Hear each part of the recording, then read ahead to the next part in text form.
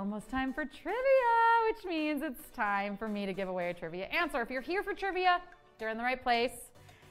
This is where you get to win $500 if you can answer 10 questions correctly. I'm going to give away one of those questions right about now. So the way this works is I'm going to ask you the question, you're going to answer it, and then I'm going to give you the right answer. And it doesn't matter if you're right or wrong. This is a freebie. This is so that you can advance in the game later because you tuned in early. So let's put up question 8 and let's see how all of my displays do with a little weekend rest, a little weekend sabbatical. Let's see. Okay, here it is. Petra Jordan is a World Heritage Site that has appeared in all of the following films except The Mummy, Aladdin, Indiana Jones, and The Last Crusade. Okay, so which of these movies has Petra Jordan appeared in? Do we know the answer to this one? Process of elimination, maybe? Let's see how we're all doing. Okay, very interesting. This might be one that y'all needed some help with tonight, I think. So we're talking, friends, about the live action Aladdin, which does feature Petra Jordan, did take place partially in Petra Jordan. So did Indiana Jones and the Last Crusade. But The Mummy never did. No, Mummy Returns did. But The Mummy was Morocco. Okay, we got there at the end. Some of you just waited to hear the answer. I see how it is. This was your one mess up. Have your mess up here. This was for no points or anything. But the correct answer, to be clear, is The Mummy. And if you got that, shout yourselves out in the chat right now and tell me how you got it. Were you tricked by our little Mummy Returns thing, or maybe not? You were like, nope, I went straight to IMDb and I looked that up and I knew it. No, I don't know. How did you know it? Have you seen all of those films? Who got it right?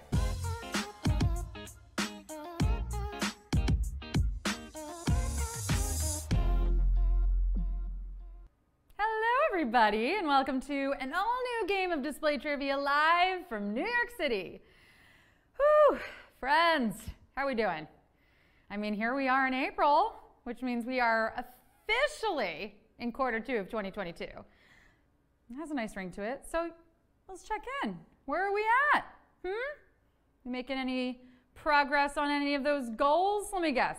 That planner you bought at the end of 2021? It's still blank, isn't it? Listen, it's better than me. Like, I never bought the planner in the first place. Okay, actually I bought it and then I lost it. But the point is, I'm not here to shame you. Okay, I'm here to help. And surely, if you can rake in some winnings in tonight's game, that'll count for something. So here's how it's gonna work. You're gonna have 10 seconds to answer each of the following 10 questions. They're gonna get harder as we go, but if you get one wrong, you can keep playing along for fun. Make sure you're connected to Wi-Fi, that you're holding your phone vertically, and make sure to choose your answers very carefully because once you tap, there's no going back. Dave Shottery here. Ravi Footwear, hi, good to see you. Joannis, Ronald, Saber DZ1, how we all feeling? We doing good? Yeah? Ready to make some money on a Monday? Okay. Well, let's do a little practice question, shall we? Would you rather start fresh, funky fresh, Subway, eat fresh?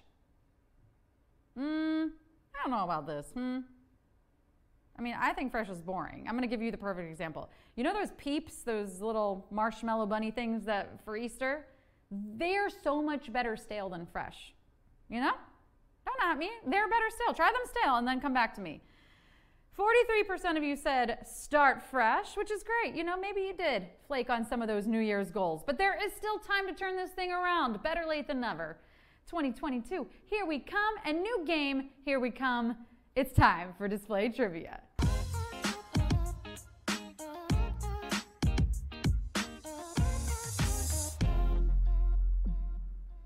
Question 1. Select the object located in the center of our solar system. The sun, Pitbull, a label maker. Select the object located in the center of our solar system. The sun, Pitbull, a label maker. So I'm going to take a page out of Mom's playbook here and say that whatever this answer is, I hope it knows that the world does not revolve around it. Oh, wait. Actually, I'm getting word now that it does. Okay. Okay, so sometimes Mom was wrong. Wow, that's crazy. Mom, did you hear that? Sometimes you're wrong. Yeah. Well, 1% of you think that Pitbull is at the center of our solar system. And while I think he'd be pleased to hear that, the object is the sun. And the only thing shining brighter than that is 97% of you in this game right now. It's only question 1, but I can feel it. I can. Question 2. A physician needs to acquire what kind of degree to practice? A law degree, medical degree, philosophy degree. A physician needs to acquire what kind of degree to practice? Is it a law degree, a medical degree, or a philosophy degree? Which kind of degree does this person need? Unpopular opinion alert, but why are we putting so much pressure on doctors? Like, yes, I get it. Like, it is their job to save lives, but they're only human. Like, cut them some slack. I mean, I need my doctor to be right 100% of the time, but like the other doctors. That being said, some professionals do not get nearly enough pressure put on them, and we should change that. Genius Bar Associates? Yeah, I have turned my computer on and off. Would I put on pants to talk to a stranger if I hadn't? Also, let's get these Amazon delivery people on a workout plan. I need them running to my house with my packages, okay? The answer here is medical degree, and if you don't have one, I say self-diagnose off MD instead. It works really well. 96% of you got that. Question 3. Name the actor who played a boxer from Philadelphia 8 times in the popular movie franchise. Al Pacino, Robert De Niro, Sylvester Stallone. Name the actor who played the boxer from Philadelphia 8 times in the popular movie franchise. Al Pacino, Robert De Niro, Sylvester Stallone. 8 times? 8 times? Seriously? We really can't come up with any new stories in Hollywood? Like, I've got some, call me. When you become a mom, I think you legally have to say during every movie, now, where do I know that actor from? And then you just let it bother you for the rest of the movie. But when you become a dad, you have to try to predict the endings starting at the 5-minute mark and continuing all the way through. And any parent, regardless of gender, needs to act viscerally uncomfortable whenever anything even remotely sensual happens on screen. And light knee touch, this is a family movie. And being from Philly myself, I can say that any movie about anyone from Philly should not be rated G. It's Sylvester Stallone, and 91% of you were not Rocky on this question. Question 4. The Little Caesars catchphrase contains which of the following words repeated twice? Pizza, speedy, yum. The Little Caesars catchphrase contains which of the following words repeated twice? Pizza, speedy, yum. Repeating things for emphasis is important. Case in point, I repeat all of these questions twice. Also, songs. Songs usually only have 2 to 3 minutes to get their message across. So it's like repeat, repeat, repeat. All about that bass, no treble. You know, we should have no doubt as to how Meghan Trainor feels by the end of that. Watermelon sugar high. Watermelon sugar high. Yeah, okay, we get it, Harry, but you can say it all darn day, but I still don't know what it means. The lesson with Little Caesars, of course, is you can repeat the word as many times as you like, and it's still not going to guarantee the quality of your product. Did I just say that out loud? Woo, sorry. 93% of you got that. Question 5. The symphonic drum tuned to specific pitches is played using which of the following items? Mallet, root, brush. The symphonic drum tuned to specific pitches is played using which of the following items? Mallet, root, brush. You know, I like to say that really a drum is any item if you're musically inclined and angry enough. You know, I've played a lot of tunes on a broken vending machine in my time. We will rock you if you don't release the Cheetos to me right now. This instrument, though, is a timpani or a kettle drum, and all drums technically have pitch, but this one can be tuned very precisely. And you strike it with a mallet to get those beautiful melodic notes. Also, side note, it's those drums that open the Olympic song. We love a timpani, all the catharsis of a drum with all the pretentiousness of a piano. 87% of you got it. Halfway there. Question 6. This artist, nominated for Album of the Year at last night's Grammys, walked the red carpet in an oversized suit. Billie Eilish, Justin Bieber, Jon Batiste. This artist, nominated for Album of the Year at last night's Grammys, walked the red carpet in an oversized suit. Billie Eilish, Justin Bieber, Jon Batiste. Oh, what a night, wasn't it? Did anyone watch? You know, my favorite part of the night, of course, is it's always the red carpet. What? Red's a gorgeous color for a carpet. And you almost always miss it because everyone's just walking on top of it in such distracting outfits. What we saw on the red carpet last night weren't just looks. No, no, no. They were not just looks. They were looks. With a capital L and an EU, looks. There was Doja Cat in her Y2K glam. There was Jon Batiste and Lil Nas X in full bling. But oh, the Biebers. We had Haley in a silk sheet and Justin is giant Balenciaga suit with platform Crocs. I mean, he said he gets his peaches out in Georgia, but I don't know, maybe he's hiding them all in that suit? That was quite the suit, right? 89% of you saw it. You knew it. Question 7. Who is the only current ESPN College Game Day personality who has been with the show since it first aired in 1987? Tim Brando, Lee Corso, Gene Wojciechowski. Who is the only current ESPN College Game Day personality who's been with the show since it first aired in 1987? Tim Brando, Lee Corso, Gene Wojciechowski. How many years is that? 1987 to 2022. It's a lot of years, right? It's a lot of years. I love the energy of the employee who's been with a company for too long. You know, they never expect the printer to work. They kind of always have like a glazed over look in their eyes, like they have seen some stuff. Take their slice from the pizza party back to their desk. I think it's 35 years. I'm sorry, that is too long to do anything. You technically only have to be a parent for 18. But all these guys started with the show. The only one who hasn't retired is Lee Corso. And honestly, if I'm still hosting Display Trivia 35 years from now at age 70, please tell me to stop. Tell me to go home. 87% of you got that. Question 8. Petra Jordan is a World Heritage Site that has appeared in all of the following films except The Mummy, Aladdin, Indiana Jones, and The Last Crusade.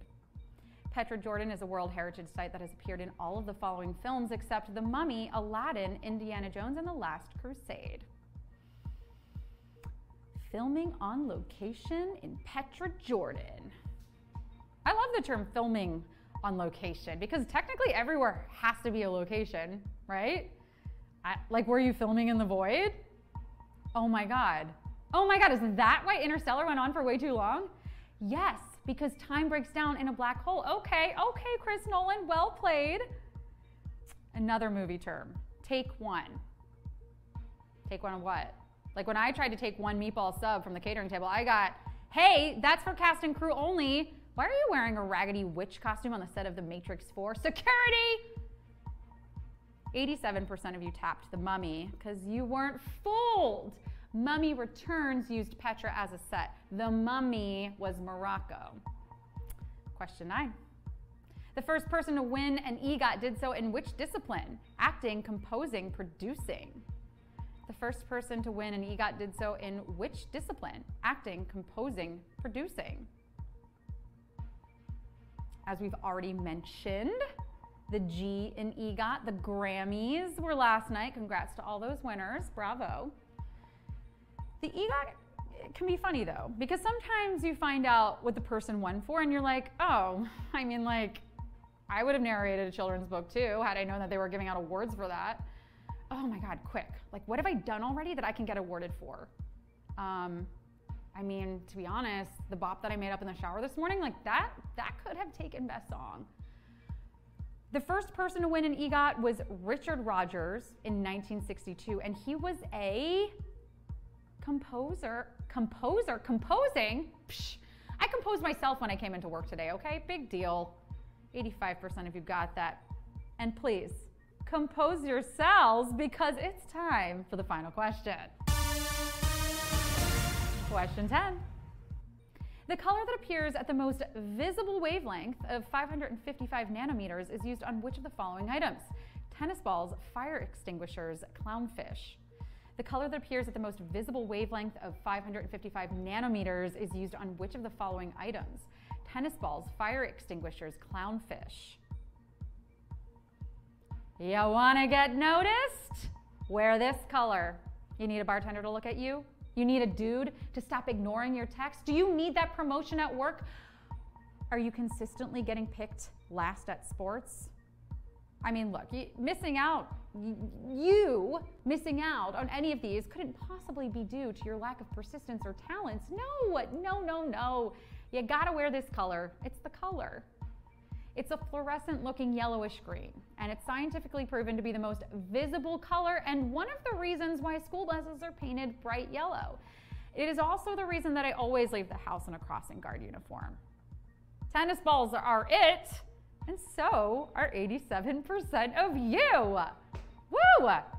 Slaying that last question, slaying this entire game, if I'm being completely honest. Monday Brains, what? Bravo to 444 of you, killing it.